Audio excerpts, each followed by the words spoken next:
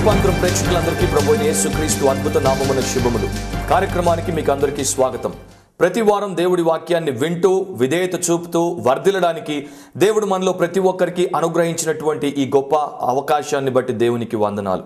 ఈ వారం వచ్చే వారం ఈ 2 వారాలు ప్రత్యేకించి యవనస్తుల కొరకు దేవుని వాక్యంలో నుండి కొన్ని సూత్రాలు ప్రకటించడానికి పరిశుద్ధాత్మ చేత నేను ప్రేరేపించబడ్డాను. మీ బైబిల్ ఉన్నట్లయితే దానితో యోహాను రాసిన మొదటి పత్రిక 2వ అధ్యాయం 14వ వచనాన్ని తిప్పి చూడండి. ఆ వచనాన్ని నేను చదువుతున్నాను. చిన్నపిల్లలారా, మీరు తండ్రిని ఎరిగి ఉన్నారు కనుక మీకు రాయిచున్నాను. తండ్రులారా, మీరు ఆది నుండి ఉన్నవారిని ఎరిగి ఉన్నారు కనుక మీకు రాయిచున్నాను. యవనస్తులారా, మీరు బలవంతులు, దేవుని వాక్యము మీ యందు నిలుచుచున్నది. మీరు దుష్టుని జయించి ఉన్నారు కనుక మీకు రాయిచున్నాను. యవనస్తుల కొరకు ఈ వాక్యములో వచనములో మనం చూసే ప్రత్యేకమైనటువంటి మాటలు చాలా శక్తివంతమైనటువంటి మాటలు. యవనస్తులారా, మీరు బలవంతులు, దేవుని వాక్యం మీ యందు నిలుచుచున్నది.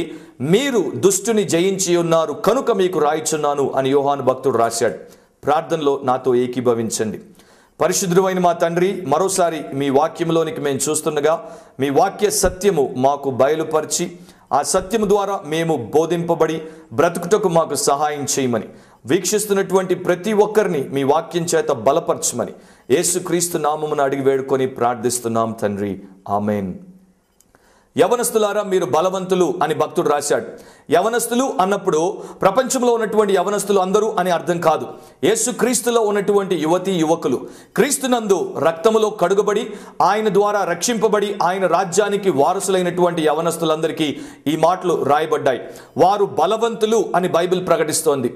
ఇది శారీరక బలాన్ని గూర్చి లేక మానసిక బలాన్ని గూర్చి, ఆర్థిక బలాన్ని గూర్చి, సామాజిక బలాన్ని గూర్చి, మనోబలాన్ని గూర్చి మాట్లాడట్లేదు. యేసుక్రీస్తునందున్నటువంటి వారికి ఆయన అనుగ్రహించేటువంటి ఆత్మీయ బలాన్ని గూర్చి, స్పిరిచువల్ పవర్ గురించి దేవుని వాక్యంలో మనం గ్రహిస్తాం. దేవుని వాక్యము మనకిస్తున్నటువంటి నిరీక్షణ, దేవుని వాక్యం మనకు బయలుపరుస్తున్నటువంటి గొప్ప సత్యాలను విని విడిచిపెట్టడానికి కాకుండా వాటికి విధేయత చూపినప్పుడు, వాటిని మనం జీర్ణించుకుని జీవించడానికి ప్రయత్నించినప్పుడు తప్పకుండా దేవుడు చెప్పినట్లు మన జీవితాల్లో జరిగిస్తాడు. లోకములో 2 రకాల క్రైస్తవులు మనకు కనిపిస్తారు. మీడియోకర్ క్రిస్టియన్స్ అంటాను, అంటే మామూలు క్రైస్తవులు, ఎక్కడున్న గొంగలి అక్కడే ఉన్నట్లు వారు బ్రతుకుతూ ఉంటారు. రెండవది మొమెంటమ్ క్రిస్టియన్స్, అంటే మహా క్రైస్తవులు లేకపోతే మెగా క్రైస్తవులు అని చెప్పొచ్చు. దేవుని యొక్క వాక్య ప్రకారం వారి జీవితాన్ని వారు మెరుగుపరుచుకుంటూ ఆయన చిత్త ప్రకారం వారి జీవితాన్ని జీవిస్తూ ముందుకు సాగిపోతూ ఉంటారు. ఒకసారి రోలండ్ హిల్ అనేటువంటి భక్తుడు ఒక ఇంటికి వచ్చాడు. ఆ ఇంట్లో ఆయన కాసేపు ఉన్నప్పుడు ఆ ఇంట్లో ఒక చిన్న పిల్లవాడు ఒక చెక్క గుర్రం ఎక్కి కూర్చొని ఆ గుర్రం మీద ముందుకు వెనక్కి వాడు ఊగుతూ ఉన్నాడు. రోలండ్ హిల్ ఆ పిల్లవాడిని వంక చూసినప్పుడు ఆ పిల్లవాడిని చూస్తూ ఈ మాటలు చెప్పాడు. ఈ పిల్లవాడిని చూస్తుంటే చాలా మంది క్రైస్తవులు నాకు గుర్తుకొస్తున్నారు. వారి క్రైస్తవ జీవితంలో కదలిక ఉంది కానీ అభివృద్ధి లేదు అని ఆయన చెప్పాడు. నా ప్రియ సహోదరి సహోదరులారా, యవనస్తులారా, గ్రహించండి. కీర్తన 1వ అధ్యాయంలో విశ్వాసి చెట్టుతో పోల్చబడ్డాడు, అవిశ్వాసి పొట్టుతో పోల్చబడ్డాడు. ధన్యుడు చెట్టు అయితే దుష్టుడు పొట్టు. ఆ చిత్రాన్ని ఒకసారి మీరు చూస్తే ఎంత పెద్ద వ్యత్యాసం కనిపిస్తుందో మనందరం కూడా గ్రహించగలం. సో దేవుని వాక్యంలో మనం బలవంతులంగా ఉండాలి లేక బలపరచబడాలి. మన జీవితాల్లో మనం అపవాదిని జయించడానికి, లోకాన్ని జయించడానికి, శరీరేచ్ఛల్ని జయించడానికి కావలసినటువంటి సూత్రాలు ఏంటో తెలుసుకుందామా? అవి తెలుసుకోవడానికి మీరు సిద్ధమైతే తప్పకుండా పరిశుద్ధాత్ముడు మీతో మాట్లాడతాడు. బొంగరము దాని మొన మీద అది నిలబడదు, కానీ దాన్ని విసిరి తిరిగేసినప్పుడు అది గిరగిరా తిరుగుతూ వేగాన్ని పుంజుకుంటుంది. బైక్ స్టాండ్ లేకుండా నిలబెడితే అది నిలబడదు, కానీ దాన్ని స్టార్ట్ చేసిన తర్వాత వేగంగా అది ముందుకు పరిగెడుతుంది. రాకెట్ నిలబెడితే అది నిలబడదు, కానీ దాన్ని బ్లాస్ట్ చేసిన తర్వాత అది స్పేస్లోనికి సూపర్ సోనిక్ స్పీడ్తో పైకి వెళ్ళిపోతుంది. దాన్ని ఏమంటారు తెలుసా? మొమెంటం అంటారు. మొమెంటం అంటే కదలిక ద్వారా ఉత్పన్నమయ్యే శక్తి. మన జీవితంలో వాక్యపరమైనటువంటి సూత్రాలను మనం పాటించినప్పుడు శక్తి ఉత్పన్నమవుతుంది. ఆ శక్తి మనల్ని బలపరుస్తుంది. అప్పుడు మనం దేవుడి యొక్క వాక్యములో ప్రకటించబడినట్లు బలమైనటువంటి ఘనమైనటువంటి క్రైస్తవులం అవుతాం. యవనస్తులారా, మీరు బలవంతులు. ఒకవేళ మీరు ఇంకా క్రీస్తునందు బలవంతులుగా లేకుండా బలవంతులు అవ్వాలి అని అనుకుంటే ఈ సూత్రాల ద్వారా మీరు బలపరచబడతారు. అవేంటో మనం చూద్దాం. జాగ్రత్తగా గమనించండి. మొదటిది ప్రేయర్, ప్రార్థన. మనం దేవుడితో సంబంధాన్ని పెట్టుకున్నప్పుడు, దేవుడితో సహవాసం చేసినప్పుడు దేవుని యొక్క సామర్థ్యాన్ని మనం పొందుకుంటాం. బ్యాటరీని రీఛార్జ్ చేసినప్పుడు సెల్ ఫోన్ పనిచేస్తుంది, బ్యాటరీని రీఛార్జ్ చేసినప్పుడు ల్యాప్టాప్ పనిచేస్తుంది, బ్యాటరీని రీఛార్జ్ చేసినప్పుడు కెమెరా పనిచేస్తుంది. అదే ప్రకారము పరిశుద్ధాత్మ దేవునితో మనం సహవాసం చేస్తున్నప్పుడు ఆత్మ దేవుడు మన ఆత్మను రీఛార్జ్ చేస్తాడు, మనం బలం పుంజుకోవడానికి, బలపరచబడడానికి సహాయం చేస్తాడు. ఎఫెసీ 3వ అధ్యాయం 15వ వచనంలో మీరు చూస్తే, మీరు అంతరంగ పురుషుని యందు శక్తిని పొందినట్లు అని పౌలు భక్తుడు రాశాడు. మన అంతరంగ పురుషుని యందు శక్తిని పొందడానికి, పరిశుద్ధాత్మ వలన మనం బలపరచబడ్డానికి దేవుడు ఏనాడో ఏర్పాటు చేసి పెట్టాడు. అయితే చాలా మంది ఆ ఏర్పాటును గ్రహించకుండా వారి జీవితాల్లో ఎంతగానో వెనకబడిపోయారు, బలహీనమైనటువంటి బ్రతుకులు బ్రతుకుతూ ఉంటారు. నా ప్రియ సహోదరి సహోదరుడా, యెషయా 40వ అధ్యాయం 30వ వచనంలో బైబిల్ అంటోంది, యెహోవా కొరకు ఎదురు చూచువారు నూతన బలమును పొందుతారు. దేవుని కొరకు కనిపెట్టేవారు, దేవుని సన్నిధిలో ప్రార్థనలో సమయం గడిపేవారు, దేవుని మీద తమ ప్రార్థన జీవితం ద్వారా ఆనుకునేవారు నిత్యము నూతనంగా బలపరచబడుతూనే ఉంటారు. They shawl renew there strength. వారి బలము ఎంతగానో అధిగమిస్తూ ఉంటుంది. వారు మరి జీవితంలో ఎదుర్కొనేటువంటి శ్రమలకు, శోధనలకు, జీవితంలో దేవుడు నియమించినటువంటి పనులను చేయడానికి, అంతేకాకుండా నీతితో ఈ లోకంలో జీవించడానికి ప్రతి విధమైనటువంటి సహాయాన్ని దేవుడి యొక్క బలం ద్వారా వారు పొందుకుంటారు. ఎఫెసీ 3:15లో మనం చూసాం అంతరంగ పురుషుడు అని. అపోస్తలులైన పౌలు దినాల్లో గ్రీకులు అంతరంగ పురుషుడిని 3 రకాలుగా అర్థం చేసుకున్నారు.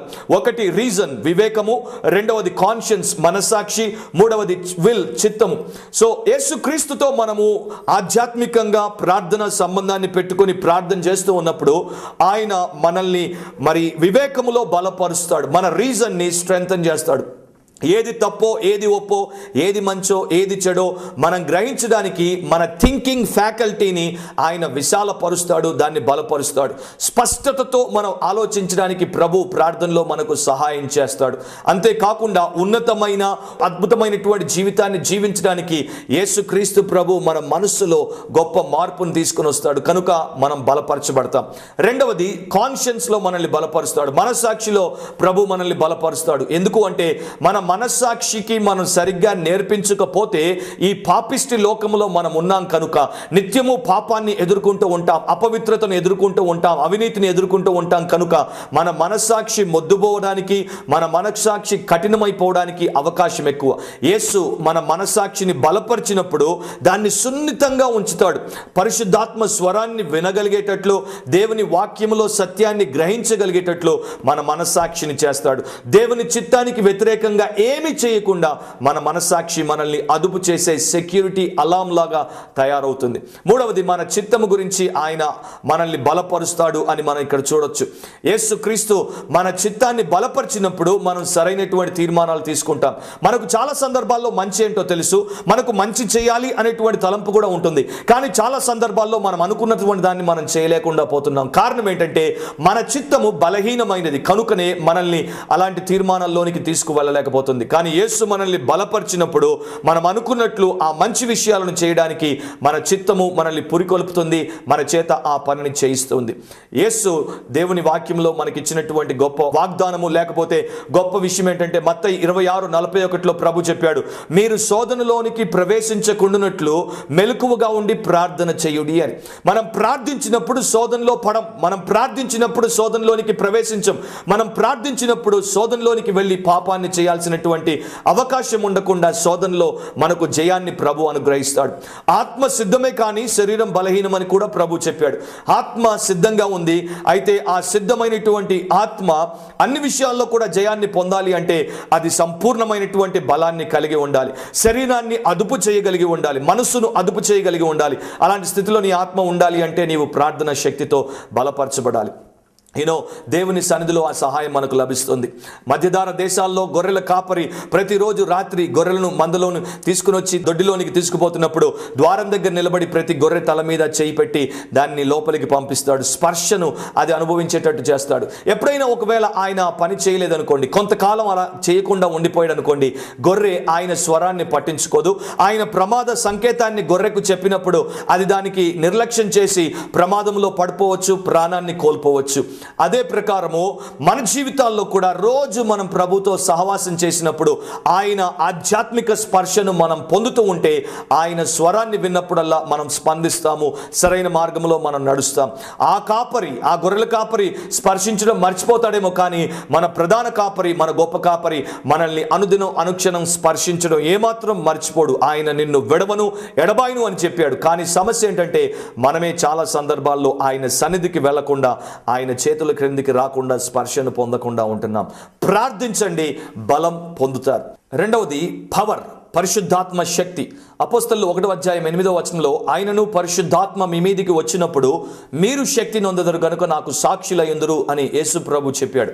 మన జీవితంలో మనం బలాన్ని పొందుకోవాలి అంటే పైనుండి వచ్చే శక్తి ద్వారా మనం నింపబడాలి అని యేసుక్రీస్తు ప్రభు లూకా సువార్త 24:49 చెప్పాడు. పైనుండి వచ్చేటువంటి శక్తిని ప్రభు మనకు అనుగ్రహిస్తున్నాడు. ఆ శక్తి చేత మనం బలపరచబడతాం. ఆ శక్తి చేత ఈ లోకంలో మనం బ్రతకడానికి దేవుడు ప్రతి విధమైనటువంటి ఏర్పాటును చేశాడు. కనుక మనం ఎప్పుడూ కూడా ఈ విషయంలో నిరాశ చెందడానికి లేకపోతే నిస్పృహలకు గురవడానికి వీల్లేదు. దేవుడు చేసినటువంటి ఏర్పాటును బట్టి దేవునికి ఎంతగానో మనం స్తోత్రాలు చెల్లించాలి. ఆయన శక్తి మామూలు శక్తి కాదు. డ్యూనామిస్ పవర్ అంటే డైనమైట్ శక్తి. అలాంటి అసాధారణమైనటువంటి శక్తితో తన ప్రజలను దేవుడు నింపడానికి ఇష్టపడుతున్నాడు. ఈనాడు లోకంలో ఉన్నటువంటి యవనస్తులు మేం బలహీనులము, మేం శక్తిహీనులము, మేం నిస్సహాయులము, మేము అనేక విషయాల్లో పైకి రాలేకపోతున్నాం, అనేక విషయాల్లో మేము పడి ఓడిపోతున్నాం, ఓటమితో జీవిస్తున్నామని వాపోతూ ఉంటారు. అలాంటి వారికి శుభవార్త ఏంటి అంటే పరిశుద్ధాత్మ శక్తి ద్వారా పరిశుద్ధమైనటువంటి ప్రశస్తమైనటువంటి జీవితాన్ని జీవించడానికి దేవుడు సహాయం చేశాడు. పరిశుద్ధాత్ముడు మన స్పిరిచువల్ మెంటర్, మన స్పిరిచువల్ కోచ్. ఆధ్యాత్మికంగా, నైతికంగా, పరిశుద్ధంగా లోకంలో ఎలాంటి జీవితాన్ని జీవించాలో ఆయన మనకు బోధ చేస్తాడు, మనల్ని బలపరుస్తాడు, మనల్ని బ్రతికింపజేస్తాడు. కనుక మనం దేవుడిచ్చినటువంటి అవకాశాన్ని ఏమాత్రం చేజార్చుకోకుండా దాన్ని వినియోగించుకోవాలి. దావీదు 144వ కీర్తనలో 1వ వచనంలో ఈ మాటలు అంటున్నాడు. నా ఆశ్రయ దుర్గమగు యెహోవా సనుతింపబడును గాక. ఆయన నా చేతులకు యుద్ధమును నా వ్రేళ్లకు పోరాటమును నేర్పువాడై ఉన్నాడు అని దావీదు అంటున్నాడు. అవును నా ప్రియ సహోదరి సహోదరా, పరిశుద్ధాత్మ దేవుడు మనకు యుద్ధాన్ని నేర్పిస్తాడు, మన వ్రేళ్లకు పోరాటాన్ని నేర్పిస్తాడు. దావీదు గురించి ఆలోచించండి. ఒకప్పుడు షెపర్డ్ బాయ్గా, కాపరిగా ఉన్నటువంటి దావీదును సాలిడ్ సోల్జర్గా పరిశుద్ధాత్ముడు మార్చేశాడు. కర్ర పట్టుకున్నటువంటి ఎర్రబుగ్గల బాలుణ్ణి మహాయోధుడైనటువంటి ఒక గొప్ప వీరునిగా, ఖడ్గం ధరించేటువంటి వ్యక్తిగా మార్చేశాడు. ఆ చిన్న బాలుడు గొప్ప యోధుడైనటువంటి గొల్లియాతు తల తెగ్గొట్టేటట్టు పరిశుద్ధాత్ముడు అతన్ని బలపరిచాడు. అలా మనం చూస్తే దావీదు ఒక సాంగ్ లీడర్గా ఉండేవాడు. ఆ తరువాత ఆత్మచేత నింపబడినప్పుడు దావీదు స్ట్రాంగ్ లీడర్గా మారిపోయాడు. సో దావీదు జీవితంలో దేవుడు చేసినటువంటి కార్యాన్ని నీ జీవితంలో చేయలేడా? నా జీవితంలో చేయలేడా? తప్పకుండా చేస్తాడు. ఆయన నిన్న నిరంతరం ఏకరీతిగా ఉన్నాడు. గలతీ 5:16 ప్రకారము ఆత్మానుసారంగా మనం నడుచుకున్నప్పుడు శరీరేచ్ఛలను నెరవేర్చం అని దేవుడు మనకు చెప్తున్నాడు. సో మీ జీవితంలో మీరు ఆత్మచేత నింపబడినప్పుడు శక్తితో నింపబడతారు. ఆత్మచేత నింపబడినప్పుడు నూతనమైనటువంటి పవర్తో నింపబడతారు. అప్పుడు శరీర సంబంధమైనటువంటి పాపములన్నింటినీ కూడా మీరు జయించేందుకు, అధిగమించేందుకు దేవుడి సహాయం మీకు ఉంటుంది. విచారం ఏంటంటే చాలా మందికి presence of the holy spirit ఉంది, కానీ power of the holy spirit లేదు. పరిశుద్ధాత్మని సన్నిధి మనతో ఉంటే సరిపోదు. పరిశుద్ధాత్మని సామర్థ్యం మన హృదయాల్లో, మన జీవితంలో నిండుగా పొంగుతూ కనబడాలి. అప్పుడే మనం దేవుడు కోరినటువంటి విశ్వాసంగా జీవిస్తాం. కోచ్ చెప్పిన మాటలు ఆ ట్రైనీస్ వినలేదనుకోండి, వాళ్లే నష్టపోతారు. అదే ప్రకారం ఆత్మచేత నింపబడి నడిపించబడకపోతే మనమే నష్టపోతాం. మీ వ్యక్తిగత జీవితాన్ని ఒక్కసారి మీరు ఆలోచన చేసుకోండి. ఎలా ఉంది? ఆత్మశక్తితో మీరు నింపబడి నడిపించబడుతున్నారా? పైనుండి వచ్చేటువంటి శక్తి మనకు ఏ రకంగా సహాయపడుతుందని చూస్తే 3 రంగాల్లో పరిశుద్ధాత్మ దేవుడు సహాయం చేస్తాడు. ఫస్ట్ ఆఫ్ ఆల్ మన ప్రవర్తనను తన శక్తితో మార్చివేస్తాడు. మన జీవితంలో మనము కుడి ఎడమకు పోకుండా దేవుని నామము కొరకు నీతి మార్గములోనే ముందుకు కొనసాగునట్లు పరిశుద్ధాత్మ దేవుడు మన ప్రవర్తనను మార్చేస్తాడు. ప్రభువును మెప్పించేటువంటి ప్రవర్తనను ఆయన మనకు అనుగ్రహిస్తాడు. రెండవది, మనము దేవుడి చిత్తానుసారమైనటువంటి పరిచర్యను చేయడానికి, పనిని చేయడానికి పరిశుద్ధాత్మ దేవుడు మనల్ని బలపరుస్తాడు. మూడవది, లోకముతో, పాపముతో, సాతానుతో, శరీరముతో మనకున్నటువంటి నిర్విరామ పోరాటములో నెగ్గడానికి అవసరమైనటువంటి బలాన్ని ఆయన మనకు అనుగ్రహిస్తాడు. బెంజమిన్ వెస్ట్ అనేటువంటి ఒక పెయింటర్ తన తోటి పెయింటర్ అయినటువంటి స్టూవర్ట్ యొక్క అద్భుతమైనటువంటి రంగుల చిత్రాల గురించి వ్యాఖ్యానిస్తూ ఒకసారి అన్నాడు, మనం స్టూవర్ట్ యొక్క రంగులను దొంగిలిస్తే మనం ఆయనలాగా చిత్రీకరణ చేయలేము, ఆయన కనులను దొంగిలించినప్పుడే మనం ఆ పని చేయగలం. అలాగే మనం కూడా చాలా సందర్భాల్లో సువార్తల్లో యేసు ప్రభు యొక్క జీవితాన్ని గురించి చదివినప్పుడు, ఆయన బోధను విన్నప్పుడు, లేకపోతే ఆయనలాగా మనం బ్రతకాలని ఆదేశించబడినప్పుడు మనలో చాలా మంది వాపోతుంటారు, ఎన్నో ప్రయత్నాలు చేసినా కూడా మేము ఆయనకు దరిదాపుల్లో కూడా రాలేకపోతున్నాము అని. అయితే గ్రహించండి నా ప్రియ యవన సహోదరి సహోదరులారా, పెద్దలారా, ఆయన యొక్క హృదయము, ఆయన యొక్క స్వభావము, ఆయన యొక్క దైవత్వము, ఆయన యొక్క శక్తి మనలోనికి వచ్చినప్పుడే మనం ఆ పని చేయగలం. అలాంటి రావాలి అంటే ఆయన ఆత్మ మనలో ఉండి మనల్ని బలపరచాలి, బ్రతికింప చేయాలి. ఆ పని దేవుడు మన కొరకు చేశాడు. దాన్ని బట్టి దేవునికి స్తోత్రం, దేవుని నామానికి మహిమ కలుగును గాక. ప్రిసెప్ట్స్ అంటే దేవుని యొక్క ఆజ్ఞలు. హెబ్రీలకు రాసిన పత్రిక 5వ అధ్యాయము 12, 13, 14. కాలమును బట్టి చూచితే మీరు బోధకులుగా ఉండవలసిన వారై ఉండగా దేవోక్తులలో మొదటి మూల పాఠములను ఒకడు మీకు మరలా బోధింపవలసి వచ్చెను. మీరు పాలు త్రాగవలసిన వారే కానీ బలమైన ఆహారము తినగలవారు కారు. మరియు పాలు త్రాగు ప్రతివాడును శిశువే గనుక నీతి వాక్య విషయంలో అనుభవం లేని వాడై ఉన్నాడు. వయసు వచ్చిన వారు అభ్యాసము చేత మేలు కీడులను వివేచించుటకు సాధకము చేయబడిన జ్ఞానేంద్రియములను కలిగి ఉన్నారు కనుక బలమైన ఆహారం వారికి తగును. మనలో చాలా మందికి ఏజీ మారినా స్టేజ్ మారలేదు. చాలాసార్లు చాలా సందర్భాల్లో నేను చూస్తూ ఉన్నప్పుడు నాకు పరిశుద్ధాత్మ దేవుడు చూపించిన విషయం ఏంటంటే, క్రైస్తవులు 2 రకాలు, శిశువులుగా ఉన్నటువంటి వారు, శిష్యులుగా ఉన్నటువంటి వారు. ఇంకా పాల చేత పోషించబడినటువంటి వారు శిశువులుగానే ఉంటారు, మాంసాహారం చేత పోషించబడుతున్నటువంటి వారు శిష్యులుగా తయారవుతారు. ఆధ్యాత్మికంగా ఎదగాల్సినటువంటి మనము ఎదగకపోవడానికి ఒక కారణం ఏంటంటే దేవుని వాక్యం చేత పోషించబడకపోవడం. దేవుని వాక్యాన్ని నీవు ప్రేమించినప్పుడు తప్పక దేవుని వాక్యం చేత పోషించబడతావు. దేవుని వాక్యం చేత పోషించబడ్డం అంటే దేవుని వాక్యాన్ని ప్రతినిత్యం మనం పఠిస్తూ ఉండడము, దాన్ని మన జీవితంలో పాటిస్తూ ఉండడం. దివారాత్రములు దేవుని వాక్యాన్ని ధ్యానించువాడు ధన్యుడు, అతడు చేయు సఫస్తము కూడా అతడు సఫలమవును అని దేవుడు చెప్పాడు. ఆ ప్రకారం నీ జీవితంలో నీవు ఉన్నప్పుడు దేవుని వాక్యము చేత, పాల వాక్యం చేత అయిపోయిన తర్వాత మాంసవాక్యం చేత నీవు పోషించబడినప్పుడు బలాభివృద్ధిని కలిగి నీ జీవితంలో గొప్ప కార్యాలు చేయడానికి, యవన కాలంలోనే క్రీస్తు యొక్క కాడిని మోయడానికి, యేసుక్రీస్తు నామాన్ని హెచ్చించడానికి బలాన్ని నీవు పొందుకుంటావు. అలా మనలో చాలా మంది లేకపోవడానికి కారణం ఏంటంటే వాక్యాన్ని వారు పట్టించుకోకపోవడమే, గాలికి తిరుగుతూ ఉండడమే. యోహాన్లో మనం చూసాం, దుష్టుని మీరు జయించి ఉన్నారు, ఎందుకు? మీలో దేవుని వాక్యము నిలుచుచున్నది కనుక. యవనస్తుడు తన నడతను ఏ ప్రకారం శుద్ధి చేసుకుంటాడో దేవుని వాక్యమును జాగ్రత్తగా చూచుకోవడం చేత. నేను పాపమును లక్ష్యము చేయకపోవడానికి కారణం ఏంటి అంటే నా హృదయంలో నీ వాక్యమును ఉంచుకొని ఉన్నాను. నా ప్రియ సహోదరి సహోదరులారా, నిత్యము దేవుని వాక్యాన్ని మీ హృదయాల్లో మీరు ప్రోగు చేసుకుంటున్నారా? దేవుని వాక్యంలో మీరు పెరుగుతున్నారా? ఆలోచించండి. డాక్టర్ రవి జకరియాస్ హియాన్ ప్యామ్ అనేటువంటి ఒక వియట్నమీస్ గురించి చెప్పినటువంటి సాక్ష్యం ఎంతో అద్భుతమైన సాక్ష్యం. అమెరికన్ సైనికులు వియత్నాంలో ఉన్నటువంటి దినాల్లో హియాన్ ప్యామ్ వారికి తర్జుమాదారుడిగా ఉండేవాడు. వారితో పాటు మిషనరీలకు కూడా తర్జుమా చేసేవాడు. ఇంగ్లీషు, వియత్నమీస్ 2 వచ్చినట్టు కారణం చేత వారిద్దరికీ ఉపయోగపడేవాడు. కొన్ని సంవత్సరాల తర్వాత వియట్నమీస్ కమ్యూనిస్టుల చేతుల్లోనికి వెళ్ళిపోయినప్పుడు హియాన్ ప్యామ్ని వారు పట్టుకొని చెరసాల్లో వేశారు. అనేక సంవత్సరాలు చెరసాల్లో పడుతూ బయటకు వస్తూ ఒకసారి చాలా సంవత్సరాలు చెరసాల్లో ఉండాల్సినటువంటి సందర్భంలో హియాన్ ప్యామ్ ఒకప్పుడు అమెరికన్లకు, మిషనరీలకు సహాయపడ్డాడు అని కమ్యూనిస్టులు గుర్తించి అతనికి ఇంగ్లీష్ భాష సంబంధించినటువంటి పుస్తకాలు ఇవ్వకుండా కేవలం ఫ్రెంచ్, వియత్నమీస్ భాషకు సంబంధించినటువంటి పుస్తకాలను ఇచ్చి అతని యొక్క బుర్రను ఇండాక్ట్రినేట్ చేయడానికి ప్రయత్నం చేశారు. అతన్ని పూర్తిగా కమ్యూనిస్టు సిద్ధాంతాలతో నింపేందుకు, బ్రెయిన్ వాష్ చేసేందుకు వారు ప్రయత్నం చేశారు. చాలా కఠినంగా చెరసాల్లో పెట్టినప్పుడు కొంతకాలం గడిచిపోయినప్పుడు అతడు ఇక బైబిల్ని చదవకుండా, ఇంగ్లీష్లో ఉన్నటువంటి వాక్యాన్ని తెలుసుకోకుండా, ఏ రకమైనటువంటి సహవాసం లేకుండా దినాల్లో ఉన్నప్పుడు అతనికి మరి సందేహాలు రావడం ప్రారంభించాయి. అసలు వారు చెప్పినట్లు దేవుడు ఉన్నాడా? అసలు నేను చదివినట్లు బైబిల్ నిజమేనా? అసలు నేను నమ్మినటువంటి విశ్వాసం నన్ను పరలోకానికి తీసుకుపోతుందా? అనేటువంటి అనేక రకాలైనటువంటి భయాందోళనలకు గురవుతున్నప్పుడు ఒక రోజున అనుకున్నాడంట, ఇక నుండి నేను ప్రార్థన చేయను, దేవుణ్ణి నమ్మను, క్రైస్తవ్యానికి దూరం అయిపోతాను అని. ఆ మరుసటి రోజునే అతడికి అక్కడ ఉన్నటువంటి సైన్యాధిపతి ఇక్కడ లాట్రిన్లో పోయి సాఫ్ చేయమని చెప్పినప్పుడు ఉదయాన్నే అతడు అక్కడికి వచ్చి దాన్ని శుభ్రం చేస్తున్నప్పుడు పక్కనే ఉన్నటువంటి డబ్బాలో టాయిలెట్ పేపర్ ఉంది. ఆ టాయిలెట్ పేపర్లో ఒకటి ఇంగ్లీష్ అక్షరాలతో కూడినటువంటి పేపర్ కనిపించింది. వెంటనే దాన్ని తీసుకొని అటు ఇటు చూసి దాన్ని నీటితో కడిగేసి జాగ్రత్తగా జోబులో పెట్టుకున్నాడు. ఆ రోజంతా పనిచేసి రాత్రిపూట తన యొక్క గదిలోనికి వెళ్ళినప్పుడు తన దుప్పటిని పైకేసుకొని చిన్న టార్చ్ లైట్తో ఆ పేపర్ని బయటికి తీసి చూసినప్పుడు అది ఇంకా తడితడిగానే ఉంది. దాని మీద మాటలు చూసినప్పుడు రోమా 8వ అధ్యాయంలో ఉన్నటువంటి వచనాలు కంటబడ్డాయి. దేవుని ప్రేమించు వారికి అనగా ఆయన సంకల్పము చొప్పున పిలువబడిన వారికి సమస్తమును సమకూడి మేలు కలుగుటకై జరుగుతున్నవి.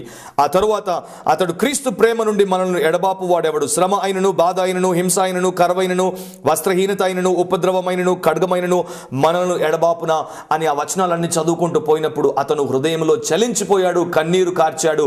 అక్కడే మోకాళ్ళ మీదకి వచ్చి దేవుడికి ప్రార్థన చేసి పాపాన్ని ఒప్పుకున్నాడు. ఆ తరువాత ఇక రోజు ఆ టాయిలెట్కి వెళ్ళి క్లీన్ చేస్తూ రోజు ఒక పేపర్ని తెచ్చుకొని దాన్ని చదువుకునేవాడు. ఎవడో ఒక ఆఫీసర్ తను మరుగుదొడ్డికి వెళ్ళిన తర్వాత తుడుచుకోవడానికి బైబిల్ పేజీలను వినియోగించుకుంటూ వచ్చాడు. ఆ దుర్మార్గపు క్రియ ఇతడు రోజు రాత్రి ఆ యొక్క పేజీని తెచ్చుకొని గదిలో ధ్యానించుకోవడానికి అతనికి ఉపయోగపడింది. అలా కొంతకాలం గడిచిపోయిన తర్వాత హియాన్ ప్యామ్ ఏదో రకంగా దేవుడి కార్యం ద్వారా బయటపడ్డాడు. అయితే ఆలోచించండి, ఆ స్థితిలో ఉన్నప్పుడు కూడా దేవుని వాక్యం అతన్ని ఎంతగా బలపరిచిందో, అతని భవిష్యత్తును ఆ తరువాత ఉజ్వలంగా మార్చివేసింది. నా ప్రియ సహోదరి సహోదరులారా, మీరు దేవుని వాక్యాన్ని పఠిస్తున్నారా? దాన్ని ప్రేమిస్తున్నారా? 4వది ప్రాపర్ ఫెలోషిప్, సరైనటువంటి సహవాసం. మనకు ఎవరితో సహవాసం ఉంది అనేది చాలా ముఖ్యం. కీర్తన 1వ అధ్యాయంలో దుష్టుల ఆలోచన చొప్పున నడువక, పాపుల మార్గమున నిలువక, అపహాసకులు కూర్చుండు చోటున కూర్చుండక అనే ఆదేశం కనిపిస్తోంది. యవనస్తులైనటువంటి మనము ఎవరితో సమయాన్ని గడుపుతున్నాం అనేది మనం ఆలోచించుకోవాలి. నా ప్రియ యవన సహోదరి సహోదరుడా, నీవు ఎవరితో స్నేహం చేస్తున్నావు, ఎవరితో సహవాసం చేస్తున్నావు, ఎవరితో సమయం గడుపుతున్నావు అనేది పరీక్ష చేసుకోకపోతే నీ జీవితాన్ని నీవు కట్టుకోవడానికి బదులు నీ జీవితాన్ని చేతులారా కూల్చేసుకుంటావు. సహవాసం అనేది తప్పకుండా మంచికో చెడుకో మనల్ని ప్రభావితం చేయక మానదు. అందుకనే దేవుడు అనేక చోట్ల దాని యొక్క ప్రాముఖ్యతను బైబిల్లో మనకు చూపిస్తున్నాడు. దేవుని వాక్యంలో మీరు గ్రహిస్తే, జాగ్రత్తగా గ్రహిస్తే, దేవుని యొక్క ఆలోచన చొప్పున మనం నడవాలి, పరిశుద్ధుల మార్గమున మనం నిలవాలి. అంతేకాదు ఆత్మీయులు కూర్చున్న చోటున మనం కూర్చోవాలి. మీరు అలాంటి సహవాసంలో ఉన్నారా? యూత్ ఫెలోషిప్కి రాని వారు చాలా మంది, సండే సర్వీస్కి రాకుండా పోయేవారు చాలా మంది, సభలకు స్పెషల్ మీటింగ్స్కి హాజరు కానిటువంటి యువనతులు చాలా మంది యవనస్తులు మనకు కనిపిస్తున్నారు. ఈ రోజుల్లో యువత తమ సమయం అంతటిని కూడా వృధాకు గాలికి గడిపేసి ఆ తరువాత నాకు బలం ఎందుకు లేదు, నేను బలాఢ్యుని ఎందుకు అవ్వలేదు అని ప్రశ్నించుకుంటే దానికి పొరపాటు మీలోనే ఉంది అని మీరు గ్రహించాలి. మనకు ఒక కంపెనీ ఉండాలి, గాడ్లీ మెన్ కంపెనీ ఉండాలి. భక్తులతో మనం సహవాసం చేసినప్పుడు మనలో భక్తి పెరుగుతుంది. భ్రష్టులతో మనం సహవాసం చేస్తే మనం కూడా భ్రష్టులంగా మారిపోవడానికి ఎంతో సమయం పట్టదు. అపోస్తలుల 4వ అధ్యాయం 23వ వచనంలో యోహాను, పేతురులు బెదిరింపబడిన తర్వాత వెనక్కి వచ్చినప్పుడు వారి స్వజనుల యొద్దకు వెళ్ళిరి అని బైబిల్ అంటోంది. They went back to their own company. వారి యొక్క స్వంత మనుషుల దగ్గరికి వెళ్ళారు. అలాంటి స్వంత సహవాసము, పరిశుద్ధుల సహవాసం మనకుందా? మనలో ప్రతి ఒక్కరూ ఆలోచన చేయాలి. దేవుని ఆలోచన దయ్యపు మందలో ఉండదు. పరిశుద్ధుల సహవాసము పాపుల ద్వారాన దొరకదు. ఆత్మీయత అపహాసకుల మధ్యలో మనకు లభించదు. కనుక మనం ఎక్కడ మన సమయాన్ని గడుపుతున్నాం అనేది చూసుకోవాలి. యోనాతాను సౌలు కుమారుడు అయినప్పటికీ దావీదుతో సహవాసం చేశాడు కనుక ధన్యుడయ్యాడు. అబ్షాలోము దావీదు కుమారుడు అయినప్పటికీ అహితోపేలుతో సహవాసం చేశాడు కనుక భ్రష్టుడైపోయాడు. సహవాసం అనేది చాలా ప్రాముఖ్యమైనటువంటిది. యవన సహోదరి సహోదరులారా, ఎవరితో సహవాసం చేస్తున్నారు చూడండి. మీరు బలవంతులు అవ్వాలి అంటే దేవుని శక్తితో నింపబడినటువంటి వారు, దేవుని యొక్క శ్రేష్టమైన తలంపులతో జీవించేటువంటి భక్తులతో సహవాసం చేయండి. 1 కొరింథీ 15:32లో బైబిల్ అంటోంది, చెడు సహవాసము మంచి నడవడిని చెరిపివేస్తుంది అని. అవును, bad company corrupts good morals. అది ప్రపంచమంతటా తిరుగులేనటువంటి ఒక సూత్రం. మంచివారితో ఉండండి, మంచివారు అవుతారు. మేధావులతో ఉండండి, మేధావులు అవుతారు. మహాత్ములతో ఉండండి, మహాత్ములు అవుతారు. ఇవన్నీ 3 కూడా మనకు దేవుని వాక్యానుసారంగా నడుచుకునేటువంటి వారిలోనే కనిపిస్తాయి. సో వారితో మీరు సహవాసం చేయండి. అపవాది అయినటువంటి సాతాను దేవుడి మీద తిరుగుబాటు చేసినప్పుడు పరలోకం నుండి పడద్రోయబడ్డాడు. వాడితో సహవాసం చేసినటువంటి కోట్లాది దూతలు కూడా పడద్రోయబడ్డారు. లూసిఫర్ లూస్ ఫెలోగా మాడిపోయినప్పుడు వాడు పడ్డాడు, వాడితో అనేకుల్ని పడేశారు. ఈ రోజున కూడా ప్రపంచంలో లూస్ ఫెలోస్ చాలా మంది ఉన్నారు. లూజ్ అమ్మాయిలు, లూజ్ అబ్బాయిలు చాలా మంది ఉన్నారు. వారితో మీరు చేరితే తప్పకుండా మీ బ్రతుకు కూడా లూజ్ బ్రతుకుగానే మారిపోతుంది. మీరు బలాఢ్యులుగా ఉండాలి, దేవుని కొరకు జీవించాలి అంటే మంచి సహవాసంలో మీరుండండి. నాకు తెలిసినటువంటి ఒక అబ్బాయి మంచిగా బాప్తిస్మం పొందాడు, ప్రభువును ఆరాధించేవాడు, తలాంతులతో దేవుణ్ణి మరి సేవించేవాడు. కానీ చెడు సహవాసంలో పడిపోయిన తర్వాత త్రాగుడుకు బానిసైపోయాడు, మాదక ద్రవ్యాలకు బానిసైపోయాడు. చివరికి జులాయిగా తిరగడం ప్రారంభించాడు, పోలీస్ స్టేషన్లకు పోయాడు. ఈ రోజున అతని జీవితం అంతా కూడా వృధా అయిపోయింది. ఆ స్థితిలోనికి వెళ్ళొద్దంటే మంచి సహవాసంలో మనం ఉందాం. ఈ లక్షణాలు మీలో ఉంటే మీరు బలాఢ్యులవుతారు, దేవుని యొక్క శక్తితో మొమెంటం గల క్రైస్తవులుగా మారుతారు. మిగతా విషయాలను మనం ఇప్పుడు చూద్దాం. 5వదిగా పారాడైమ్ షిఫ్ట్, అంటే ఒక రకంగా ఆలోచించే రీతి నుండి మరో రకంగా ఆలోచించడం ప్రారంభించడం, ఒక దృష్టికోణం నుండి మరో దృష్టికోణానికి మారిపోవడం. ఒకప్పుడు బాక్సులో ఉండి ఆలోచించేటువంటి వారు ఇప్పుడు అవుట్ ఆఫ్ ద బాక్స్ ఆలోచించేటువంటి స్థితిలోనికి రావడం. పేతురు రాసిన మొదటి పత్రిక 1వ అధ్యాయం 13వ వచనం. కాబట్టి మీరు మనస్సు అను నడుము కట్టుకొని నిబ్బరమైన బుద్ధి గలవారై యేసుక్రీస్తు ప్రత్యక్షమైనప్పుడు మీకు తేబడు కృప విషయమై సంపూర్ణ నిరీక్షణ కలిగి ఉండుడి. మనస్సు అను నడుము కట్టుకొని అని దేవుని వాక్యం మనకు బోధ చేస్తోంది. ఆ దినాల్లో మనుషులు పొడవాటి అంగీలు ధరించేవారు. ఆ పొడవాటి అంగీలు వారు చాలా పనులు చేయకుండా వారిని అడ్డుకునేవి. వారు ఏదైనా పని చేయాల్సి వచ్చినప్పుడు వాటిని మరి నడుముకు దగ్గరగా బిగించి కట్టుకుని ఆ పని చేసేవారు. సో పని చేయడానికి, పరుగు పెట్టడానికి, పోరాడడానికి, ప్రయాణం అవ్వడానికి, ఇతర పనులన్నింటిలో కూడా పాలిభాగస్తులు అవ్వడానికి వారు ఆ అంగీని దగ్గరకు లాక్కొని నడుముకు బిగించి కట్టుకున్నట్లు పేతురు అంటున్నాడు, మీ మనస్సును లూజ్గా వదిలేయకుండా మీ మనస్సును కూడా దగ్గరగా తీసుకుని వచ్చి దాన్ని కట్టుకోవాలి. మనస్సులో మెంటల్ డిసిప్లిన్ అనేది, ఆలోచన విధానంలో మెంటల్ డిసిప్లిన్ అనేది మనం తీసుకుని వచ్చినప్పుడు, సరైనటువంటి రీతిలో మనం ఆలోచించడం ప్రారంభించినప్పుడు, వాక్యానుసారమైనటువంటి తలంపులతో మన జీవితాన్ని నిర్మించుకోవడం మొదలుపెట్టినప్పుడు దేవుడు మనల్ని వాక్యం చేత బలపరుస్తాడు. సరైనటువంటి ఆలోచనలు సరైనటువంటి జీవితానికి తీసుకెళ్తాయి. మర్చిపోవద్దు, loose thinking will always lead you to loose living. So ఆ విషయానికి దూరంగా ఉండాలి అంటే మనసు విషయంలో మనం జాగ్రత్త పడాలి. మనసు ఎటు పడితే అటు ఆలోచించకుండా, మనసు దేన్ని పడితే దాన్ని కోరుకోకుండా, మనసు చెత్త విషయాలన్నింటినీ కూడా ప్రోగు చేసుకోకుండా, మన మనస్సే పాపిష్టి దిబ్బగా మారిపోకుండా దాన్ని నియంత్రించుకోవడానికి దేవుని వాక్యం మనకు ఆజ్ఞ ఇస్తోంది. ఈ మనస్సును యేసుక్రీస్తుపై కేంద్రీకరించి మన మనస్సును నిత్యము ఆయనపై లగ్నం చేసి ఆయన వాక్యంలో మనకు బయలుపరిచినటువంటి సత్యాలకు అనుగుణంగా స్పందిస్తూ మనం జీవించడం ప్రారంభించినప్పుడు మన జీవితంలో మనం గొప్ప మార్పులు పొందుతాం, ఉన్నతమైనటువంటి స్థితిలోనికి వస్తాం. కీర్తన 141వ అధ్యాయం 4వ వచనంలో ఈ మాటలు రాయబడ్డాయి. పాపము చేయు వారితో కూడా నేను దుర్నీతి కార్యములలో చొరబడకుండానట్లు నా మనసు దుష్కార్యమునకు తిరగనీయకుము, వారి రుచిగల పదార్థములను నేను తినకయుందును గాక అని దావీదు రాసుకున్నాడు. నా మనస్సు దుష్కార్యమునకు తిరగనీయకుము అని రాశాడు. మన మనస్సుకు ఒక లక్షణం ఉంది, అది దుష్కార్యం వైపు చాలా సులువుగా తిరిగిపోతుంది. నీరు పైకి ప్రాకడం కష్టం, కానీ కిందికి చాలా సులువుగా వెళ్ళిపోయినట్లు మనస్సు కూడా చెడు వైపు, పాపం వైపు, అపవిత్రత వైపు, దుష్క్రియల వైపు చాలా సులువుగా తిరిగిపోతుంది. అందుకనే మనస్సుపై నియంత్రణ అనేది మనకు చాలా ప్రాముఖ్యం. దాని గురించే దేవుని వాక్యంలో మనకు బోధించబడుతుంది. Mind is the control room of your life.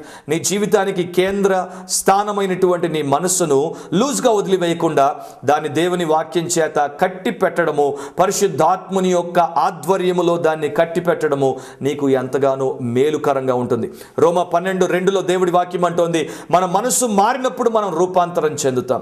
Idea cellular వారు ఒక స్లోగన్ ని రిలీజ్ చేశారు, an idea can change your life అని. నా ప్రియ సహోదరి సహోదరులారా, నేను మీకు చెప్పబోయే సత్యం ఏంటంటే దేవుని వాక్యము మీ జీవితాన్ని మార్చివేస్తుంది, దేవుని వాక్యం మీ ఆలోచన విధానాన్ని మార్చివేస్తుంది, దేవుని వాక్యం మీ జీవన శైలిని మార్చివేస్తుంది. కనుక దేవుని వాక్యం చేత మీరు మానసికంగా పారాడైమ్ షిఫ్ట్ లోకి రావాలి. యోవేలు 3:10లో దేవుడి వాక్యం అంటోంది, బలహీనుడు నేను బలాఢ్యుడను అని అనుకోవాలి అని.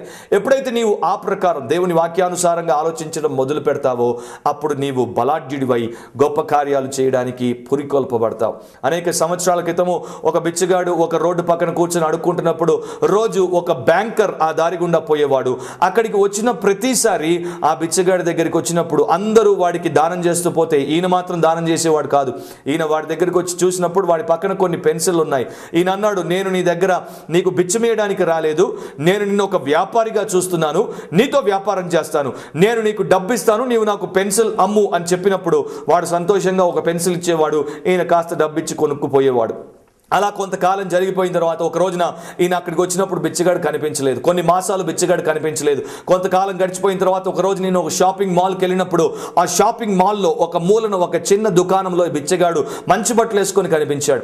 అప్పుడు ఆయన దగ్గరికి పోయినప్పుడు వాడు చిరునవ్వుతో లేచి ఆయన దగ్గరికి వచ్చి అన్నాడు, సార్, నేను మరి ఒంటికాలతో బిచ్చమెతుకుతూ బతుకుతున్నప్పుడు నా దగ్గరికి ఎంతో మంది వచ్చి బిచ్చమేశారు, కానీ మీరు ఒక్కరే నా దగ్గరికి వచ్చి నేనేంటో మీరు నాకు చెప్పారు, నేర్పించారు, నన్ను వ్యాపారి అని పిలిచి నన్ను వ్యాపారిలాగా ఆలోచింపచేశారు. అప్పటి నుండి నేను పెన్సిల్ అమ్మడం మొదలుపెట్టాను. ఆ వ్యాపారం బాగా ఎదిగింది. ఈరోజు నీ దుకాణాన్ని పెట్టుకున్నాను. ఇక్కడ నేను సంతోషంగా బ్రతుకుతున్నాను. మీరు నన్ను నా యొక్క ఆలోచన విధానాన్ని మార్చివేసినందుకు మీకు వందనాలు అన్నాడు. అవును ప్రియ సహోదరి సహోదరులారా, దేవుని వాక్యం చేత మీ ఆలోచన విధానం మారినప్పుడు మీరు దీవించబడతారు. 6వది ప్యూరిటీ అంటే పవిత్రత. సామెతలు 28వ అధ్యాయం 1వ వచనం, ఎవడును తరుముకుండానే దుష్టుడు పారిపోవును, నీతిమంతులు సింహం వలె ధైర్యముగా నుందురు. నీతిమంతులు సింహం వలె ధైర్యంగా ఉంటారు. జ్ఞానులు కాదు, ధనికులు కాదు, శూరులు కాదు, లేక తలాంతు గలవారు కాదు, చాకచక్యం గలవారు కాదు, కానీ నీతిమంతులు, పవిత్రులు, పరిశుద్ధులు సింహం వలె ధైర్యంగా ఉంటారు. ఎంత గొప్ప మాట ఒకసారి ఆలోచించండి. నీతిమంతుడిని సింహంతో బైబిల్ పోలుస్తోంది. సింహానికి 3 గొప్ప లక్షణాలు మనకు కనిపిస్తూ ఉంటాయి. ఒకటి, సింహములో రాజసం ఉంటుంది. సింహము అడవికి రాజుగా పేరుగాంచింది. ఏ జంతువులో లేనటువంటి రాజసము సింహం ముఖములో ఉట్టిపడుతుంది. సింహాన్ని చూడగానే అదొక పెద్ద ఆకర్షణగా మనకు కనిపిస్తుంది. నీతిమంతుడిలో కూడా రాజసం ఉట్టిపడుతూ ఉంటుంది. ఎందుకంటే నీతిమంతుడైనటువంటి రారాజు కుమారుడు కుమార్తె కనుక అతనిలో అలాంటి నీతి ఉన్నప్పుడు అతని ముఖాన రాజసం ఉట్టిపడుతుంది.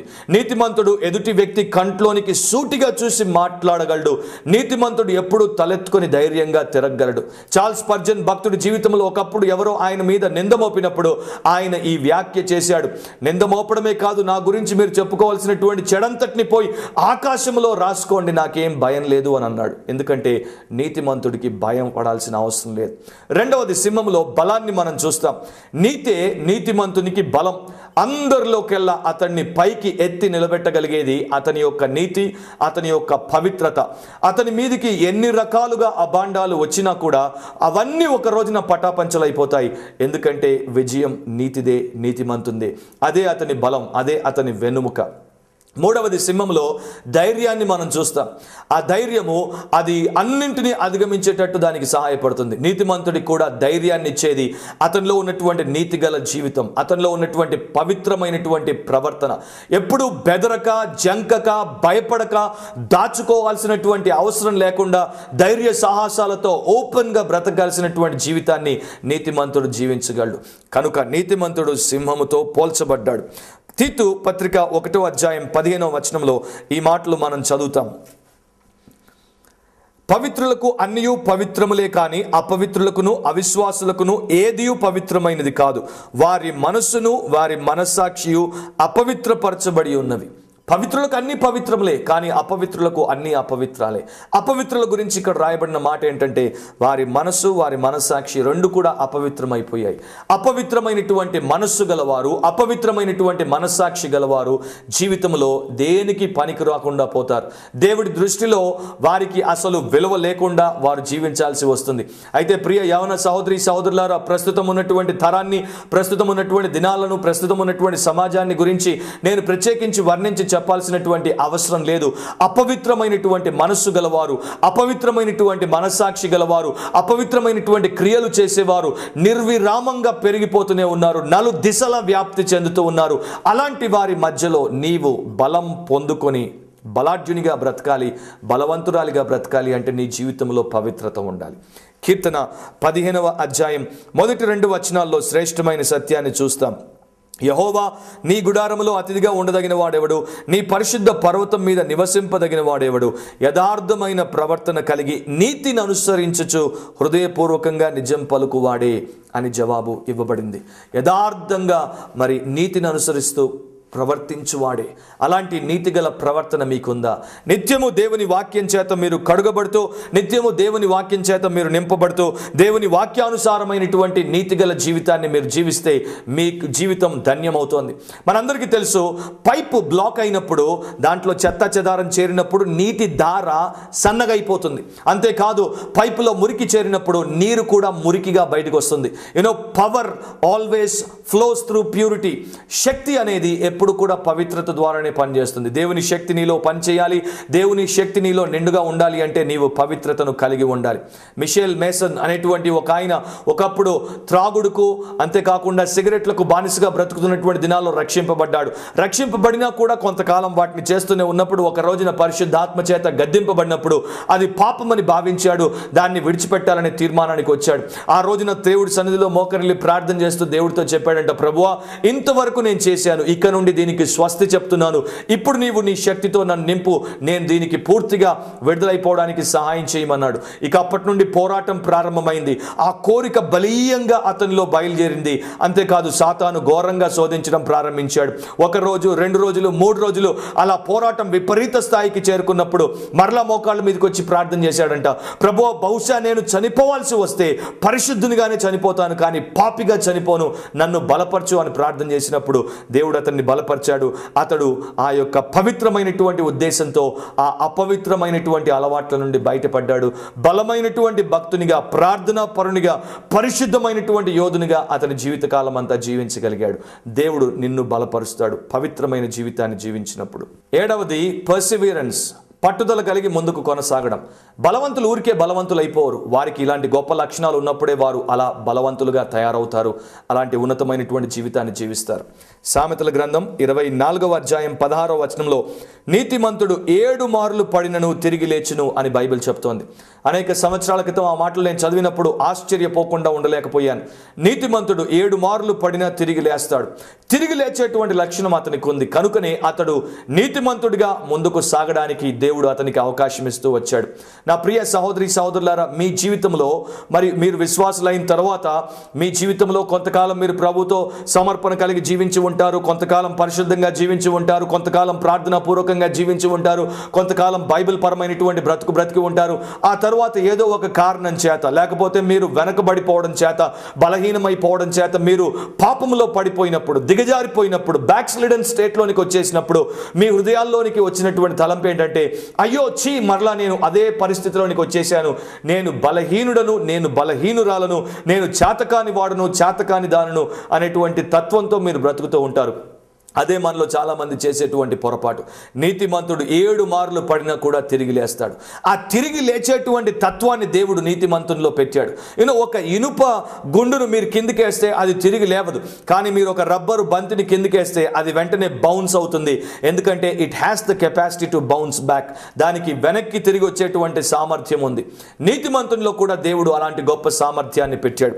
ఇక్కడ మీరు 2 రకాలుగా నీతిమంతుడు పడుటను గురించి మీరు తెలుసుకోవచ్చు. ఒకటి, నీతిమంతుడి దగ్గర భక్తిహీనుడు పొంచి ఉన్నాడు, అతనికి ఆపదను కలిగించాలని, అతనికి కీడును చేయాలని వాడు కాచుకుని ఉన్నాడు అని ఆ కాంటెక్స్ట్ లో మనం చూస్తాం. సో కొన్ని సందర్భాల్లో నీతిమంతుడు శ్రమల్లో పడతాడు, ఆపదల్లో పడతాడు, భయంకరమైనటువంటి పరిస్థితుల్లో పడతాడు.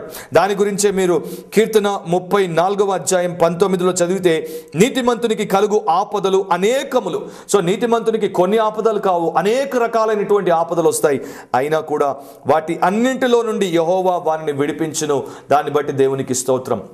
సో శ్రమలో పడినా, లేకపోతే శోధనలో పడినా, లేకపోతే పాపంలో పడినా అతడు తిరిగి లేవడానికి దేవుడు అతనికి అవకాశం ఇస్తాడు. ప్రపంచంలో పొరపాటు అనేది సామాన్యంగా జరుగుతుంది. చాలామంది అందరూ పొరపాట్లు చేసినటువంటి వారే. అయితే పొరపాటులోకెల్లా గొప్ప పొరపాటు ఏంటంటే, నేను పొరపాటును చేశాను కనుక నేను ఇక ముందుకు సాగను అని మానివేసుకోవడమే పెద్ద పొరపాటు. అలాంటి స్థితిలో నీవు ఉంటే ఈ సమయంలో నీవు దాని నుండి బయటపడు. దేవుడి యొక్క వాక్యం చేత పట్టుదల కలిగి నీవు ముందుకు సాగు. మన జీవితాల్లో మనం ఎదుర్కొనేటువంటి అనేక రకాలైనటువంటి సమస్యలు, శోధనల ద్వారా మనం పటిష్టపరచబడతాం. ఆ పట్టుదల కలిగి ఉన్నప్పుడు వాటన్నిటి గుండా మనం ముందుకు సాగి వెళ్ళిపోతుంటాం. అది మన జీవితంలో మనం కలిగి ఉండాల్సినటువంటి లక్షణం. బలవంతులకు బలహీనులకు మధ్యలో ఒక పెద్ద వ్యత్యాసం ఉంది. బలవంతులు పట్టుదల కలిగి ముందుకు సాగుతూనే ఉంటారు. వారు పట్టు విడవని బట్టి విక్రమార్కుల్లాగా ఉంటారు. కానీ బలహీనులు తటపటాయిస్తూ ఉంటారు. బలహీనులు తొట్టిల్లిపోతూ ఉంటారు. బలహీనులు ఒక రోజున వారు అనుకున్న దానికే వారు లోబడిపోయి తప్పటడుగు వేసి తూలిపోతారు. అందుకనే వారు బలహీనులుగా మిగిలిపోతారు. నా ప్రియ సహోదరి సహోదరుడా, ఈ సమయంలో నీ జీవితాన్ని గురించి నీవు ఆలోచిస్తున్నప్పుడు ఒకసారి ఈ విషయాన్ని నీవు ఆలోచన చేయి. పాల్ హార్వే అనేటువంటి మేధావి కూడా ఒక మాట అంటాడు. ప్రపంచంలో గనులుగా గొప్ప విజయాలు సాధించినటువంటి వ్యక్తులుగా మారినటువంటి వారందరిలో ఒక లక్షణం మనకు కనిపిస్తుంది. ఏంటంటే వారు పడిన ప్రతిసారి మరలా పైకి లేచారు. వారు పడిన ప్రతిసారి మరలా పైకి లేచారు. నీవు ఒకవేళ పాపములో పడుంటే మరలా పైకి లే. నిన్ను లేవనెత్తడానికే యేసుక్రీస్తు ప్రభు నీ ముందు నిలువబడి ఉన్నాడు. ఆయన ఆ సహాయాన్ని నీకు అందజేస్తాడు. ఏమియన్స్ పట్టణంలో గ్రేట్ కథీడ్రల్ ఒకటి కట్టారు. అక్కడ యేసుక్రీస్తు ప్రభు విగ్రహాన్ని పెట్టారు. అటు ఇటు 12 మంది అపోస్తల విగ్రహాలు పెట్టారు. అపోస్తలకు ఉన్నటువంటి గుణాలు పెట్టారు. అపోస్తలకు ఉన్నటువంటి దుర్గుణాలు కూడా వారు చూపించారు. ఆ చిత్రకారుడు చాలా చక్కగా చిత్రీకరించాడు. పేతురు మరి రెండు రకాలుగా పేతురు విగ్రహాలు పెట్టాడు. ఒక చోటేమో పేతురు చిరుతపులిని చూసి పారిపోతున్నట్లు ఆయన పిరికితనాన్ని సూచించడానికి, మరొక చోట యేసు ప్రభువును దర్శించుకున్న తర్వాత యేసు ద్వారా బలం పొందినప్పుడు అదే చిరుతపులి మీద కూర్చుని పేతురు స్వారీ చేసి వస్తున్నట్టు అతని ధైర్యాన్ని కూడా సూచిస్తూ చూపించాడు. సో యేసుక్రీస్తులోనికి వచ్చినప్పుడు మనం రూపాంతరపరచబడతాం. ట్రాన్స్ఫర్మేషన్ అనేది జరుగుతుంది. కనుక మన జీవితంలో బలాన్ని పొందుకొని ముందుకే సాగేందుకు దేవుడి కృప ఉంటుంది. 8వది ప్రిఫరెన్స్, అంటే మన ఇష్టం. మనం దేన్ని కావాలనుకుంటామో, దేన్ని వద్దనుకుంటామో, మన మనోభిష్టానికి సంబంధించినటువంటి విషయం. తీతు 2వ అధ్యాయం 11 నుండి 13 వరకు. ఏలయనగా సమస్త మనుషులకు రక్షణకరమైన దేవుని కృప ప్రత్యక్షమై మనము భక్తిహీనతను, ఇహలోక సంబంధమైన దురాశలను విసర్జించి శుభప్రదమైన నిరీక్షణ నిమిత్తం, అనగా మహాదేవుడును మన రక్షకుడునైన యేసుక్రీస్తు మహిమ యొక్క ప్రత్యక్షత కొరకు ఎదురు చూచుచు ఈ లోకములో స్వస్థ బుద్ధితోనూ నీతితోనూ భక్తితోనూ బ్రతుకుచుండవలనని మనకు బోధించుచున్నది. దేవుని వాక్యములో దేవుని యొక్క కృప ప్రత్యక్షమైనప్పుడు, రక్షణార్థమైనటువంటి కృప ప్రత్యక్షమైనప్పుడు మనకేం బోధ చేసిందో దాని గురించి పౌలు భక్తుడు తీతుకు రాశాడు. ఒక ఇంగ్లీష్ బైబిల్ వర్షన్లో grace teaches us to say no అనుంది. అంటే కృప కొన్నింటికి నో చెప్పడం మనకు నేర్పుతుంది. మన జీవితంలో మనం పాపములో పుట్టి పాపములో పెరిగి ప్రభు దగ్గరికి వచ్చేంత వరకు అన్నింటికీ ఎస్ చెప్పేటువంటి వారంగానే ఉన్నాం. ముఖ్యంగా అంటే నేను చెప్పే కాంటెక్స్ట్ ఏంటంటే చెడు విషయాలన్నింటికి కూడా ఎస్ చెప్పుకుంటూ వచ్చాం. ఎస్ తప్ప నో చెప్పేటువంటి శక్తి కానీ, సామర్థ్యం కానీ, జ్ఞానం కానీ ఆ రోజుల్లో మనకు ఉండేది కాదు.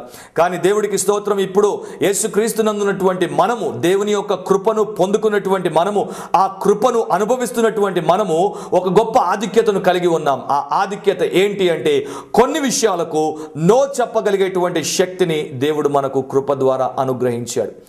ఈ లోకంలో నీవు జీవించినంత కాలం నీవు బలాఢ్యుడిగా, పరిశుద్ధునిగా, ఫలప్రదమైనటువంటి జీవితాన్ని జీవించాలి, దేవుణ్ణి మెప్పించాలి, మనుషులకు మేలు చేయాలి అంటే తప్పకుండా నీవు దేనికి ఎస్ చెప్పాలో, దేనికి నో చెప్పాలో తెలుసుకొని ఉండాలి. అందుకే ఈ సూత్రాలన్నీ కూడా మనం ధ్యానిస్తూ వస్తున్నాం. ఇవన్నీ కూడా మనల్ని పటిష్టపరుస్తాయి, మనల్ని ప్రభావితం చేస్తాయి, మనము ప్రయోజకులం అవ్వడానికి మనకు ఎంతగానో ఉపయోగపడతాయి. దేవుని వాక్యంలో ఏది కూడా వృధాగా రాయబడలేదు. దేవుని వాక్యాన్ని బోధించిన ప్రతిసారి, దేవుని వాక్యాన్ని పఠించిన ప్రతిసారి, దేవుని వాక్యాన్ని విన్న ప్రతిసారి దేవుడు మనలో గొప్ప కార్యాలు చేయడానికి ఎప్పుడు ఆయన సిద్ధ మనసు కూడా అయ్యే ఉంటాడు. ఈ లోక సంబంధమైనటువంటి ఒత్తిళ్లకు నీవు బలి కాకుండా ఉండాలి అంటే, ఈ లోక సంబంధమైనటువంటి పాప భోగాలకు నీవు గురి కాకుండా ఉండాలి అంటే తప్పకుండా నీవు సరైనటువంటి విషయాలను ఎంపిక చేసుకోవాలి. సరైనటువంటి ప్రిఫరెన్స్తో నీ జీవితాన్ని నీవు నిర్మించుకోవాలి. అప్పుడే నీ జీవితంలో నీవు బలాఢ్యుడిగా జీవించడానికి, బలవంతురాలిగా జీవించడానికి సాధ్యమవుతుంది. కీడు నుండి బయటపడడానికి, ప్రతి విధమైనటువంటి అపవిత్రతకు దూరంగా ఉండడానికి మన ప్రిఫరెన్స్ మనకు ఎంతగానో ఉపయోగపడుతుంది. సహాయపడుతోంది, అది మనల్ని పటిష్టపరుస్తోంది అని మనలో ఏ ఒక్కరూ మర్చిపోకూడదు. నేను మిమ్మల్ని సూటిగా ఒక ప్రశ్న అడగాలనుకుంటున్నాను. మీరు కొన్నింటికి మీ జీవితంలో నో చెప్పడానికి సిద్ధమయ్యారా? యేసుక్రీస్తు ప్రభువును మీరు రక్షకునిగా చేసుకున్న తర్వాత, ఆయన బిడ్డలుగా మీరు మారిన తర్వాత, ఆయన సన్నిధిలో మీరు బాప్తిస్మం పొందిన తర్వాత, ఆయన సంఘములో మీరు సభ్యులుగా చేరిన తర్వాత, నిత్యము ఆయన పుస్తకమైనటువంటి బైబిల్ గ్రంథాన్ని పట్టుకొని మీరు తిరుగుతున్నప్పుడు కొన్నింటికి నో చెప్పడానికి మీరు సిద్ధమయ్యారా? దేవుని కృప మన చేత వాటికి నో చెప్పిస్తుంది. అవేంటో ఇక్కడ తీతు పత్రికలో మనం చూసాం. భక్తిహీనతకు, ఇహలోక సంబంధమైన దురాశలకు నో చెప్పేటట్టు దేవుని వాక్యం, దేవుని కృప మనకు సహాయపడుతుందని బైబిల్ అంటోంది. పెళ్లికి ముందు సెక్స్లో పాల్గొనడానికి నో చెప్పడానికి మీరు సిద్ధమయ్యారా? డ్రింక్కి నో చెప్పడానికి మీరు సిద్ధంగా ఉన్నారా? డ్రగ్స్కి నో చెప్పడానికి మీరు సిద్ధంగా ఉన్నారా? సిగరెట్లకు నో చెప్పడానికి మీరు సిద్ధంగా ఉన్నారా? ఫ్లర్టింగ్కి నో చెప్పడానికి మీరు సిద్ధంగా ఉన్నారా? సమాజంలో అబ్బాయిలు అమ్మాయిలతో చట్టాపట్టాలు వేసుకొని తిరగడం మనకు సామాన్యంగా కనిపిస్తూనే ఉంటుంది. కానీ విచిత్రం ఏంటంటే మన సంఘాల్లో, మన యూత్ ఫెలోషిప్స్లో కూడా లార్డ్తో అఫేర్ తక్కువ, లవ్ అఫేర్లు ఎక్కువ. ఈ లవ్ కూడా కొవ్వు ఎక్కువైపోయి చేసేటువంటిదే కానీ నిజంగా అగపే ప్రేమతో కూడుకున్నటువంటిది కాదు. ఎలా చెప్పగలుగుతున్నారు అని మీరు బహుశా నన్ను ప్రశ్నిస్తూ ఉంటే, అలాంటి యువతను నిత్యము నేను చూస్తూనే ఉంటాను. వేలాది మందిని చూశాను, ఎంతో మందికి నేను కౌన్సిలింగ్ చేశాను కనుక చెప్తున్నాను. అలాంటి విషయానికి నీవు నో చెప్పడానికి సిద్ధమయ్యావా? నీ జీవితంలో రాక్ మ్యూజిక్కి నో చెప్పడానికి సిద్ధమయ్యావా? అబద్ధాలకు నో చెప్పడానికి సిద్ధమయ్యావా? లంచాలకు నో చెప్పడానికి సిద్ధమయ్యావా? ఫోర్జరీకి, విదేశాలకు పోవాలి క్రైస్తవులైనా కూడా, అమ్మాయిలైనా అబ్బాయిలైనా కూడా వెంటనే దొంగ సర్టిఫికెట్లు పెడతారు, ఏవేవో తప్పుడు పనులు చేస్తారు, ఏదో రకంగా వీసా సంపాదించుకొని వెళ్ళిపోవడానికి ప్రయత్నం చేస్తారు. మరోవైపు అనుకుంటుంటారు నేను ఎందుకు బలంగా లేను అని. ఇలాంటి విషయాలకు నో చెప్పడానికి నీవు సిద్ధమయ్యావా?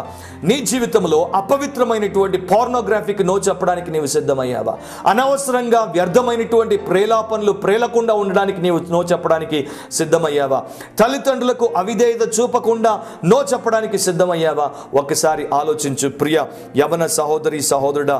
కొంతమంది సంఘాల్లో కావచ్చు, బయట కావచ్చు, మరి చాలా ఒబ్సీన్ డ్రెస్సింగ్ వేసుకుంటారు. అంటే మోడెస్ట్గా తయారవ్వకుండా, గౌరవప్రదంగా తయారవ్వకుండా అమ్మాయిలు కావచ్చు, మరి యువతులు కావచ్చు, లో నెక్ వేసుకోవడం, సరైనటువంటి వస్త్రధారణ లేకుండా ఆరాధనకు వెళ్ళడం, బయట తిరగడం అనేది, లేకపోతే అబ్బాయిలతో అమ్మాయిలు కలుసుకున్నప్పుడు ఆ చీప్ జెస్చర్ చేయడం, ఆ చౌకబారు వ్యవహారాలు చేయడం, వీటన్నిటికీ నీవు నో చెప్పడానికి సిద్ధమైతే దేవుడు తప్పకుండా నీ జీవితాన్ని గొప్పగా దీవిస్తాడు.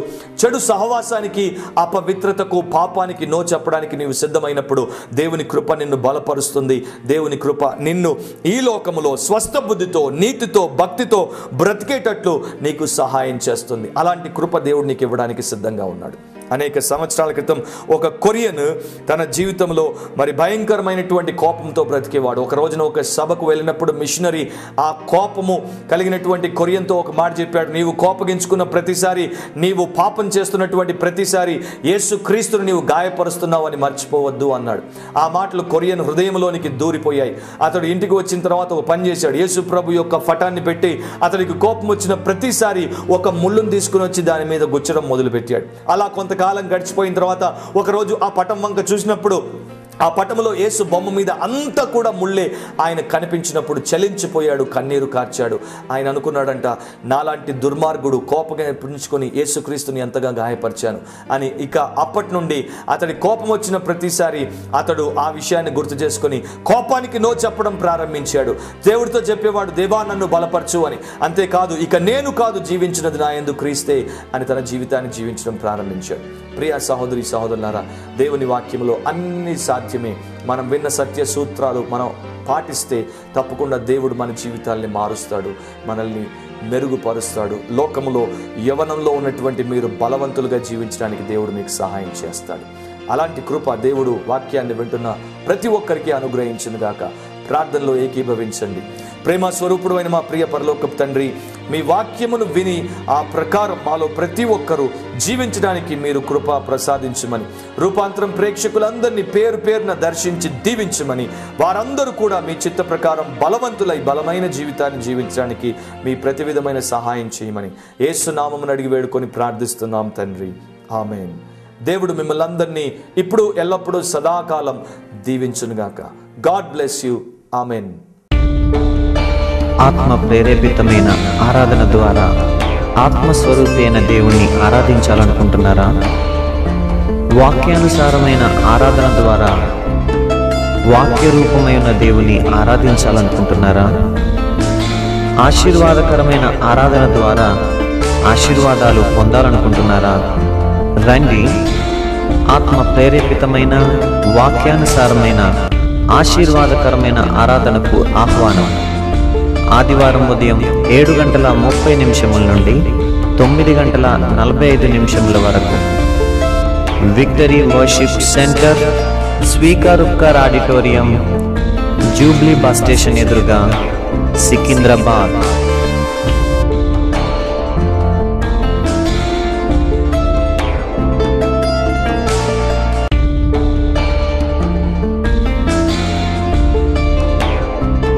మా చిరునామా రూపాంతరం 106 మదన్ గోపాల్ రెసిడెన్సీ, సూర్యానగర్, సైనిక్పురి, సికింద్రాబాద్ 5,94,000.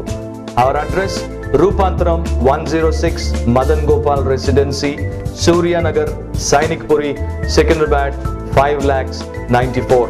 మా టెలిఫోన్ నంబర్స్ 04027113266, సెల్ నంబర్ 9848576393.